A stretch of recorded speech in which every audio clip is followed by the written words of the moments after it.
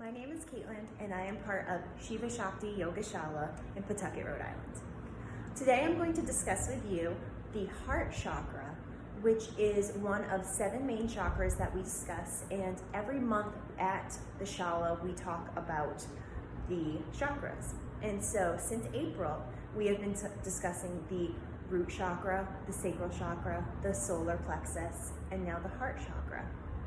And so there's a lot of great things that each chakra brings to the table, as well as being aware of when those chakras are being blocked or are being overactive or underactive as well. We want to really even them out and clear those chakras to bring forth your best self. So today I'm going to discuss with you some great benefits that you can do on your own, as well as participating in our monthly classes. We highlight all these different opportunities for you to open up your chakra on a weekly and a daily basis. All right, so let's get started.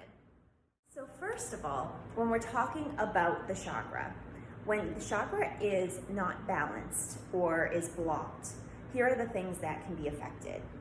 The heart, of course, the lungs, the thymus gland issues, the arm, circulatory issues, as well as your asthma could kick up a little bit more if you do have asthmatic issues, immune dysfunctions, as well as breast problems. So anything really kind of encompassing this area, which then of course we know that the arms can then be affected there. This is something we really want to pay attention to. The heart is something that can be affected in so many different ways. When we discuss heartache, when something tragic happens in our lives, or we lose a loved one, or something deeply affects us, we say our heart hurts, right? And it actually can physically hurt. And so we want to be aware of that it's not just a saying, but this is actually something that does deeply affect us and can then cause other issues if it's not resolved. But if you do work on clearing your chakras, then regardless of what is going on with you, you can kind of combat it a little bit more and live a better life, regardless of the situation that's at hand.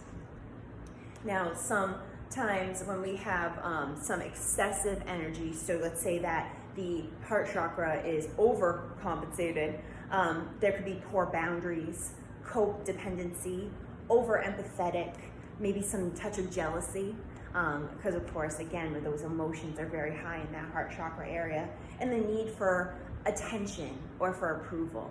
Sometimes if we're deficient in the heart chakra area, that means that maybe we're being too critical or intolerant of people or situations at hand that maybe we would have a little bit more tolerance for on a regular basis if it wasn't so blocked or so affected.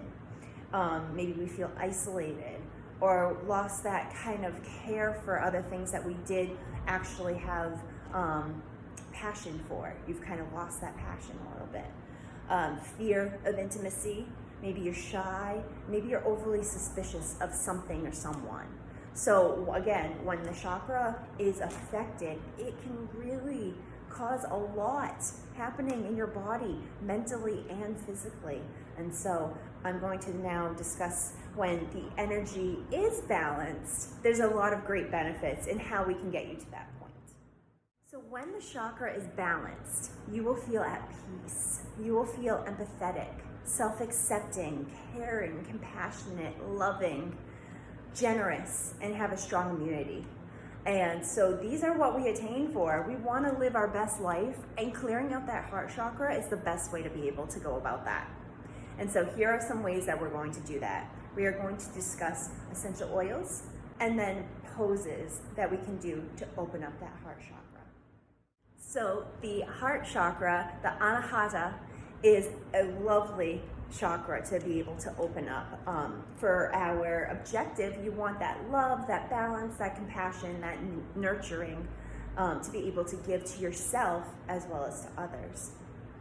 With that, you want to affirm to yourself, I love, I give, I receive.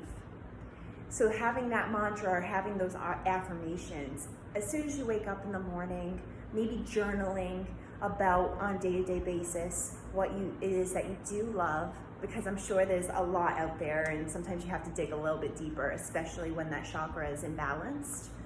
And being able to actually see these things that you are caring for, that you are loving. And also, don't forget to note that you love yourself. We are our bestest friends. At the end of the day, no matter what happens in the world, we are here for each other. So we'll talk about some other poses, but for the moment, let's just give ourselves a big hug and really let's embrace ourselves, because at the end of the day, we are here for each other. So never forget that. For the color, I thought that this was appropriate. The color of the heart chakra, normally you would think, oh, heart, red. Nope, we already cleared that with the root. The heart chakra is a green. And so a nice emerald green that you can really bring forth in your mind's eye when you're sitting there in a meditation or needing to take a breath, or maybe you're feeling that heartache or some of those insecurities. Bring in that color green and have it really envelop your entire body. With that, there's a lot of great opportunities with stones, crystals, and essential oils that can help to expedite the process of clearing out that chakra. So some of these essential oils can include that of eucalyptus, lime, marjoram, tea tree, grapefruit, cypress, just to name a few. There's so many other ones, I swear, but those are some of my favorite, as well as some that definitely are highlighted when we discuss the heart chakra. And so now let's talk about some of the great poses that we can do to open up the chakras, okay? So when it comes to the heart chakra, a great way to get into your yoga sequence would be to be in a sitting position or a laying position, putting your hand on your heart, one on your stomach, and just finding your natural breath.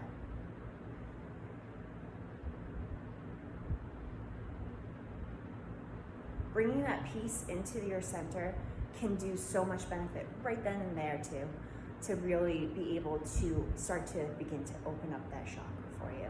And the more that you do it, the better it will be. Now, in terms of some yoga poses, some of our poses that we have can be easy, and then some can go into advanced. But there's always modifications, and here at the Shala, we'll always teach those modifications regardless of what type of level the pose is. So we'll start out though gently with a heart opener, in which case you'll do your mountain pose and giving yourself that little bit of a back bend before coming down and folding into your sequence. Or if you just simply want to open up through the chest and bringing those hands to heart center. Another pose, which is one of our poses of the month from the past, was that of camel pose. And so for camel pose, you have a couple of opportunities, in which case, if you're just getting into it or your back's a little twiggy, you can just simply do that back bend, supporting that lower back and opening again up that chest here. If you're more advanced, you can work your way down towards grabbing those ankles, or working your way down as far as you can. You can of course use blocks too to help support your lift.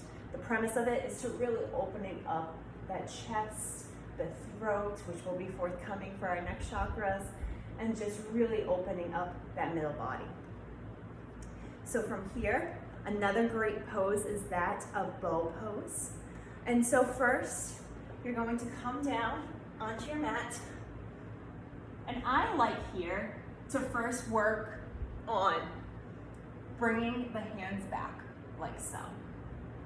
And then from there, lifting up, grabbing on, and lifting the chest. Lifting the chest there. Of course, modifications, you go as far as you can. You could also use straps. So there's a lot of different ways that you can still get into the pose while working into it at your own speed and pace. Because of course we want to work on opening the chakras, building flexibility, building your strength in your yoga practice, but we don't want to jump from A to Z either. So you want to work into each of these poses and really take the month to focus on each chakra and focus on each pose. So from here to another easy one while on the ground, is that of Cobra. So when we're in our flows, if we're coming from our down dog, forward to plank, chaturanga down, and then coming up into that high cobra, this is a great pose for you to open up that heart chakra. Taking a moment here to just lift that chest, breathe deeply, and then you could go into a child's pose or back into completing that flow up to mountain pose. Now another one that's a little bit trickier is that of the dancer's pose. I like to start here, feet at hips width position, taking that right foot up, grabbing a hold of it here, and then extending out my left hand straight while pushing back that right foot with my right hand. Finding that balance, trying not to splay out my hips, and really working on that pose. If from here you're able to bring your foot back up higher, looking really elegant, it's one of those great yogi poses, then feel free to do so. But practicing that balance while opening up that chest is a great way to break through to that chakra and really open it up. So these are a few ways that I've been able to learn how to open up the heart chakra, and there's so many other ways to go beyond that in terms of learning more essential oils and stones and poses culminating together. But this is a great place to start. So here we are in the middle of the month, but that's okay. I would suggest that you take advantage of every month learning a new chakra. And if you haven't learned yet about the heart chakra, start off at any given time, journal about it, and see where you go over the course of 30 days. It takes almost a month to build a habit that you would enjoy as well. And so what better way to focus on being diligent in something and building a practice than that can benefit you as well as in the end benefit others. So thank you so much. Again, my name is Caitlin. I'm at Shiva Shakti Yoga Shala in Pawtucket, Rhode Island, and I hope that you enjoyed today's mini little workshop about the heart chakra.